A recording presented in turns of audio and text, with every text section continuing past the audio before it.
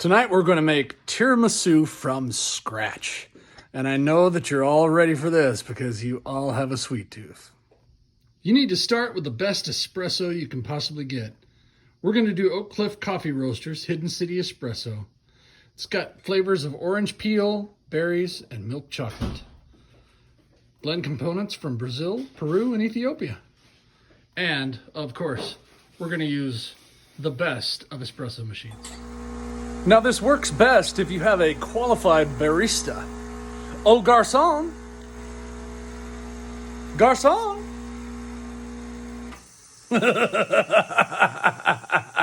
That's my pappy. And this is the glorious product. Doesn't it make you want a cappuccino? Yes. Now, this is not something that you could just throw together spur of the moment. You have to plan for it, okay? Now what that means is you have to let your espresso get to room temperature. Actually, you might even want to chill it. But your mascarpone cheese and your eggs need to be room temperature if you really want to have a really nice, smooth tiramisu. And guys, you can't just go to Cub Foods and find some run-of-the-mill ladyfingers. It really needs to be nice, crispy ladyfingers. Notice that these are perfect for tiramisu. Now, you don't have to get super fine cane castor sugar, but that's what the recipe calls for. So you're probably going to need to go to a specialty grocery store like Lund's or Byerly's. So with any dessert, you can always add a little bit of alcohol. In this case, the recipe calls for Marsala wine, but I prefer brandy. So we're going to do a half a cup of brandy with our cup of espresso. You should find a bigger pan to put your coffee and liqueur in so that when you get ready to put your biscotti in there, ladyfingers, you only want to soak them for just a couple of seconds. You don't want to get them too soggy, otherwise your dessert will fall apart. Now this next part is fun. You're going to fill your saucepan with a little bit of water, and then you're going to use your 6 egg yolks and your cup of superfine sugar, and you're going to use it like a double boiler. And so you'll combine sugar to your egg yolks,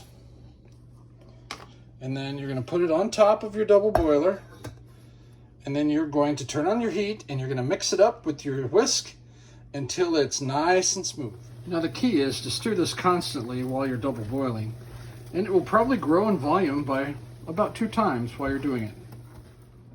So after about 10 minutes, it's important for you to take it right off the heat and continue to stir it, because this will help it not congeal while it cools. And this is your sabayon mixture. Now we're going to add our mascarpone to our sabayon mixture.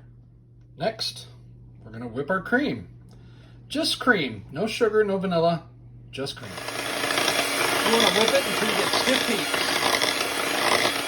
Once you have stiff peaks, pour in your sabayon mixture and slowly fold until it's nice and mixed. Very gently fold it and fold it. So you want to put your ladyfingers in the coffee mixture just long enough for them to get wet, not so that they get soggy. And then after you do one layer, you're going to put in about half of your mascarpone sauce.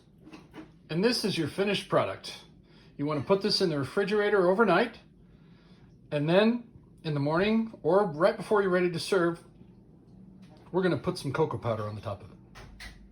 Now last but not least, you need to sprinkle the cocoa over the top. Now you could just use regular Hershey's cocoa. I chose to get something more divine. So take yourself a spoon, get yourself a little cocoa, and just sprinkle it over the top.